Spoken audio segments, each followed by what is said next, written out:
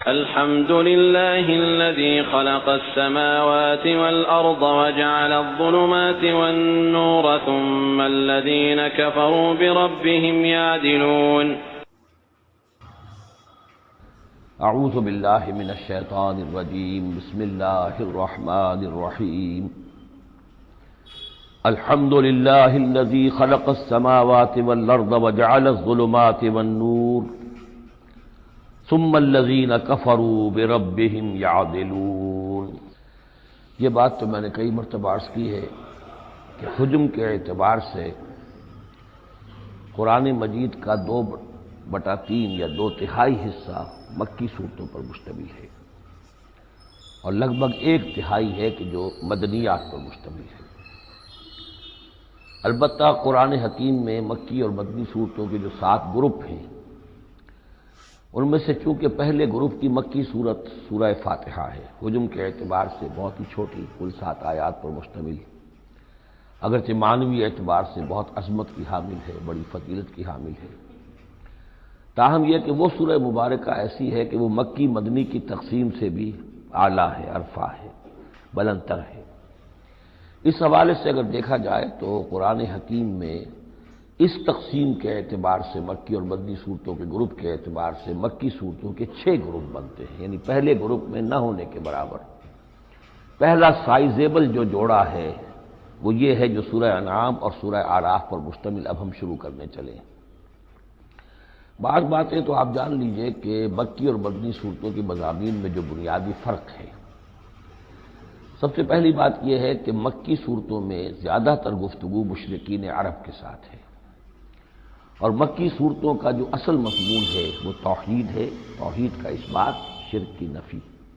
اس کے ساتھ جو دوسرے ایمانیات ہیں، ایمان بالآخرہ، ایمان بالرسالت، جو اس کے ساتھ لازمی جڑے ہوئے ہیں، تو اصل مضمون جو ہے مکی صورتوں کا وہ ایمانیات ہیں، اور اس میں زیادہ تر جو خطاب ہے وہ مشرکین عرب کی طرف ہے، جبکہ مدنی صورتوں میں زیادہ تر خطاب جو ہے یا تو مسلمانوں سے بحیثیت امت مسلمہ ہے۔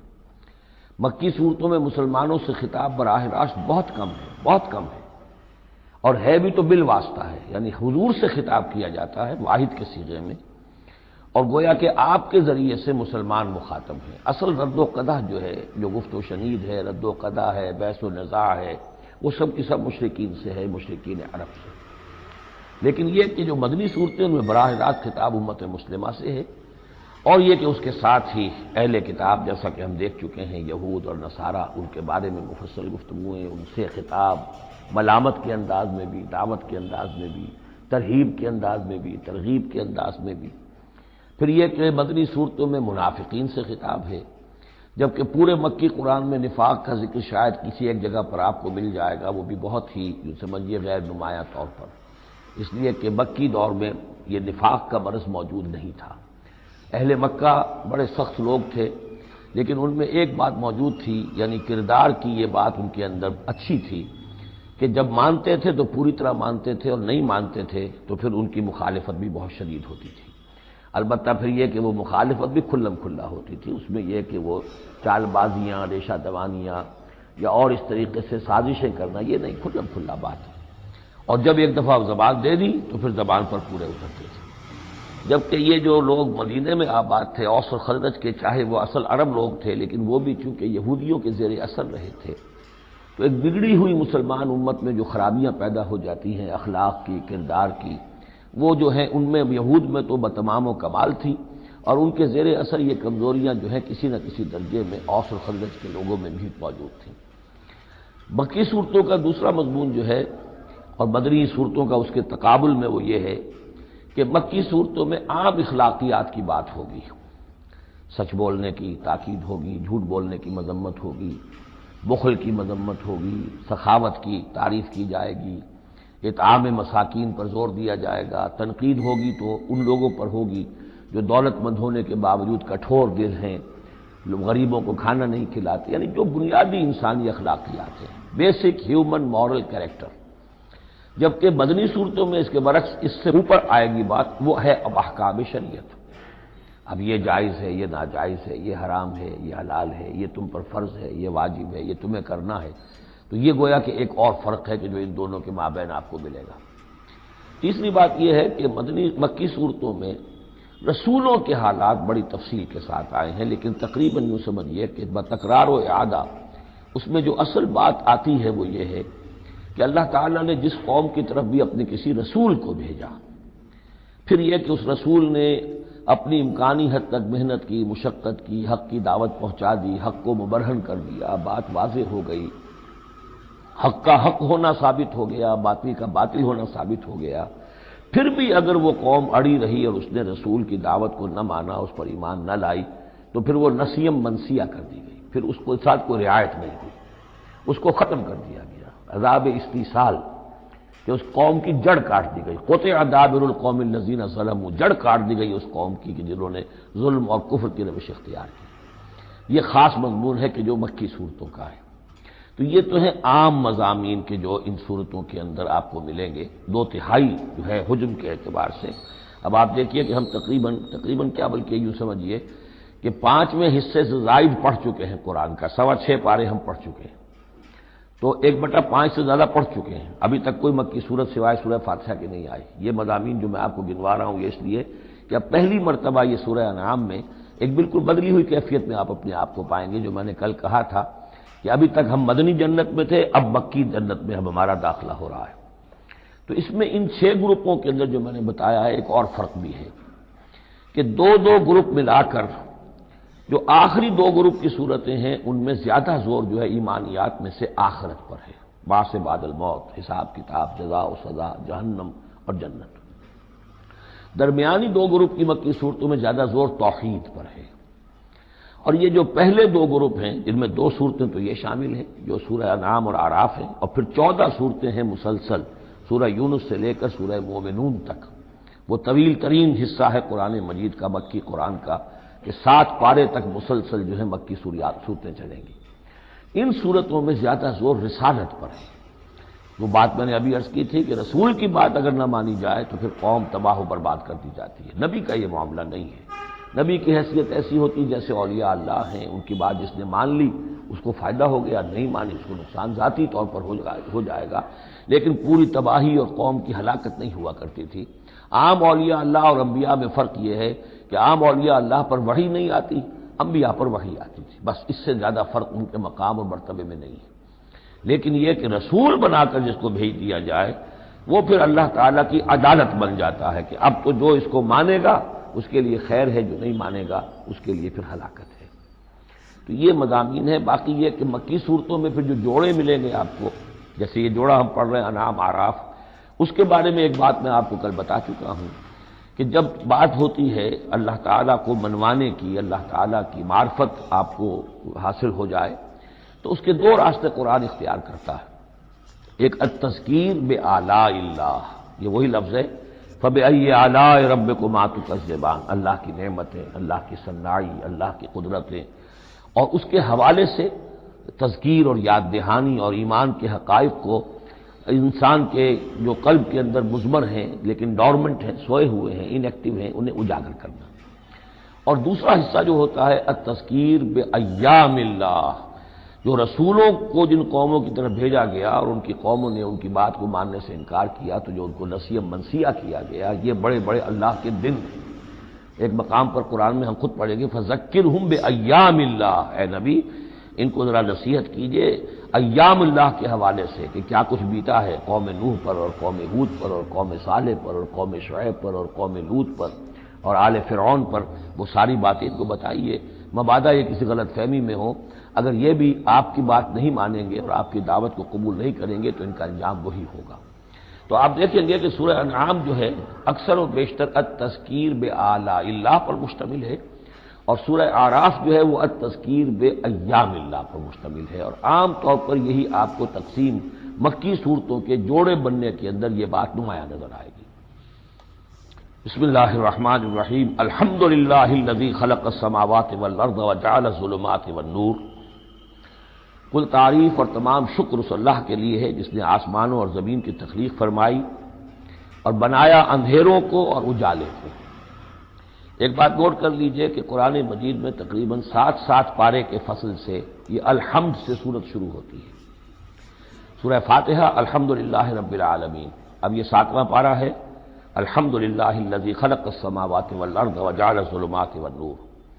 پھر آپ چلیں گے اب 15ویں پارے میں آپ کو ملے گی سورہ کہف، الحمدللہ الذی انزل علی عبدہ الکتاب ولم یجعل لہ عوجا۔ پھر اس کے بعد 23ویں پارے میں 2 صورتیں آئیں گی، سورہ فاطر اور سورہ سبا، یہ دونوں بھی الحمدللہ سے شروع ہوتی ہیں، گویا کہ وہ آخری حصہ بھی اس کے اندر شامل کر دیا گیا۔ تو یہ بڑی صحیح وقفے کے بعد ایک سورت شروع ہوتی ہے اللہ تعالیٰ کی حمد اور تعریف کے حوالے سے۔ خاص طور پر بات نوٹ کرنے کی ہے، جعل خلق اور جعل، آسمان اور زمین چونکہ مادی حقیقتیں ہیں لہذا ان کے لیے لفظ خلق آیا ہے، لیکن نور اور اجالا اور اندھیرا جو ہے یہ در حقیقت اس طرح کی نہیں کو کہتے ہیں، نور کے نہ ہونے کا نام اندھیرا ہے، یہ اس طرح کی کوئی مادی حقیقت نہیں ہے، اس لیے اس کے لیے لفظ جو ہے جعل آیا، بنائے، اس نے ٹھہرا دیے، بنا دیے، نمایاں کر دیے، معلوم ہو گیا کہ یہ اجالا ہے، یہ اندھیرا ہے۔ ثم الذین کفروا بربہم یعدلون، پھر بھی وہ لوگ جو اپنے رب کا کفر کرتے ہیں اس کے برابر کیے دیتے ہیں، یعدلون بہ شرکاءہم، یعنی جن کو انہوں نے شریک سمجھا ہوا ہے، جن کو انہوں نے اللہ کی ذات میں یا صفات میں یا حقوق میں شریک کیا ہے، تو لوگوں کا حال یہ ہے کہ جبکہ آسمانوں اور زمین کا پیدا کرنے والا بھی تنہا اللہ ہے، اور جبکہ ظلمات اور نور کا جو ہے بنانے والا بھی تنہا اللہ ہے، لیکن پھر بھی لوگوں کا حال یہ ہے کہ انہوں نے اللہ کے ساتھ، اپنے رب کے ساتھ کچھ اور ہستیوں کو برابر ٹھہرا دیا ہے۔ مجھے ایک صاحب نے یہ بات کہی ہے کہ یہ سورہ نساء میں جو ہم 2 مرتبہ گزرے ہیں ایک آیت سے، ان اللہ لا یغفر ان یشرک بہ ویغفر ما دون ذلک لمن یشاء، تو یہ بڑی اہم آیت تھی اور آپ نے اس کی طرف توجہ زیادہ نہیں دی۔ یقیناً یہ بڑی اہم آیت ہے، اس میں کوئی شک نہیں کہ اللہ تعالیٰ اسے ہرگز معاف نہیں فرمائے گا کہ اس کے ساتھ شرک کیا جائے، البتہ یہ ہے کہ اس سے کم تر جو گناہ ہوں گے جن کو چاہے گا بخش دے گا بغیر توبہ کے، باقی یہ کہ شرک سے بھی انسان تائب ہو جائے تو شرک بھی معاف ہو جائے گا، لیکن یہ کہ اس میں ضرورت ہوتی ہے اس بات کی کہ وضاحت کی جائے کہ شرک صرف بت پرستی کا نام نہیں ہے، شرک صرف اس کا نام نہیں کہ کوئی مورتی رکھی ہوئی ہے اسے آپ نے سجدہ کیا ہو، سمجھنے کی ضرورت یہ ہے کہ شرک کہتے کسے ہیں۔ تو اگرچہ میرا اپنا انداز تو یہ ہے کہ چونکہ مدنی صورتوں کے یہ مرکزی مضامین نہیں ہیں، یہ مضامین تو آئیں گے، اصل میں شرک اور توحید کی حقیقت کھلے گی آگے چل کر مکی صورتوں میں، خاص طور پر حوامیم میں جا کر یہ بات اور کھلے گی، توحید عملی کسے کہتے ہیں، توحید نظری کیا ہے، سورہ یاسین اور اسی طریقے سے فاطر اور سورہ سبا، پھر سورہ صاد، یہ جو ایک سلسلہ آئے گا وہ ہے اصل میں کہ جس کی مرکزی جو ہے آیت، وہ سورت جو ہے وہ سورہ یاسین ہے۔ یہ 23 صورتیں بنتی ہیں، 11 ادھر 11 ادھر، اور بیچ میں جو ہے وہ سورہ یاسین ہے، وہ ہے کہ جو اصل میں توحید کا مضمون ہے۔ البتہ یہ بات صحیح ہے کہ شرک ایک ایسی شے ہے کہ جس کے بارے میں ہر موقع پر ہی متنبہ کرنا چاہیے، اور اس معاملے میں چونکہ بعض کاموں سے میں فارغ ہو چکا ہوں اس لیے وہ میری توجہ سے ذرا ہٹ بھی جاتے ہیں۔ اللہ کے فضل و کرم سے بڑی پرانی بات ہے کہ 6 گھنٹے کی میں تقریریں ریکارڈ کرا چکا حقیقت و اقسام شرک پر، اور جس کو کہ بہت علماء نے بھی پسند کیا، بڑے بڑے جید علماء نے بھی، اس حوالے سے کہ ایک شرک تھا جو آج سے کچھ عرصے پہلے لوگوں نے پہچان لیا یہ شرک ہے، اب ان کے پیروی کرتے ہوئے آج ان کے جو عقیدت مند ہیں اس شرک سے بچ رہے ہیں، لیکن شرک یہ بیماری ہے کہ ہر دور میں بھیس بدل بدل کر آتی ہے۔ اس دور کا شرک کیا ہے اس کو پہچاننا جو ہے اس کے لیے ذرا زیادہ وسعت نگاہ کی ضرورت ہے، زیادہ گہرائی میں سوچنے کی ضرورت ہے، جدید دور کے نظریات و افکار جو ہیں ان کا صحیح مطالعہ ہو، معلوم ہو کہ آج کے دور کا شرک کون سے، ان تازہ خداؤں میں بڑا سب سے وطن ہے۔ اب یہ بات جو ہے ظاہر بات ہے کہ ہمارے سابق علماء جو ہیں ان کے ہاں تو یہ چیز نہیں ملے گی، اس لیے کہ اس انداز میں وطنیت کا نظریہ پہلے دنیا میں تھا ہی نہیں۔ تو اس لیے جو حضرات بھی اس موضوع پر چاہیں تو یہ میرے جو 6 کیسٹ ہیں 1 گھنٹے کے حقیقت و اقسام شرک پر، وہ ضرور ان کی سماعت فرمائیں۔ One of the few surahs in the Quran that begin with hamd, and hamd beautifully in the Quran is almost evenly distributed. The surahs that begin with alhamdulillah. First surah that begins with alhamdulillah is what? Fatiha. Then we come to the 6 surahs, about a fourth of the way through, 7 juz or so through, and we come to alhamdulillah alladhi khalaqa as-samawati wal ard. Another 7 juz or so, we're going to end up in Suratul Al-Kahf, and what are we going to read again? Alhamdulillah. Then eventually we're going to see 2 surahs together, like the 23rd juz, once again like 5 or 7 or 8 juz later, we'll see 2 surahs together, Surah Saba and Surah Fatir and Saba. both beginning with Alhamdulillah. So the hamd in the Qur'an is evenly spread out. Subhanallah. So Alhamdulillah alladhi khalaqa as-samawati wal-ard wa ja'ala adh-dhulumati wan-nur. All praise and gratitude belongs to Allah, who created the skies and the earth and installed, placed shades of darkness and light. When it came to creation of the skies and the earth, khalaqa was used. When it came to darkness and light, ja'ala was used. Why? Because ja'ala deals with figurative things too, intangible things too. Khalaqa is for tangible things. Light and darkness is intangible. So ja'ala is used. He installed, he placed, he made darkness and light. But he created the skies and the earth. ثُمَّ الَّذِينَ كَفَرُوا بِرَبِّهِمْ يَعْدِلُونَ. Then thereafter, those who disbelieved in their master, they equate. يَعْدِلُونَ, they make equals. Meaning, it's another word for doing shirk. Adl is from لغة الأضداد. When you unfairly equate things, that's called adl. Things that aren't supposed to be put on the same platform, you unfairly put them on the same platform. That's not fairness, that's unfairness. Okay? When you put things on the same platform, sometimes the right way, that's adl too. When you do it incorrectly, that's also adl, so it's from the language of opposites. Others say, يَعْدِلُونَ بِهِ شُرَكَاءَهُمْ, meaning they equate their partners with Allah. Others say, no, Allah made darknesses and light, and those who disbelieve in their master, they look at them and say same thing. What's the difference? It's all the same. All religions teach the same thing. It's no big difference. Right? What's the big deal? This is ثُمَّ الَّذِينَ كَفَرُوا بِرَبِّهِمْ يَعْدِلُونَ.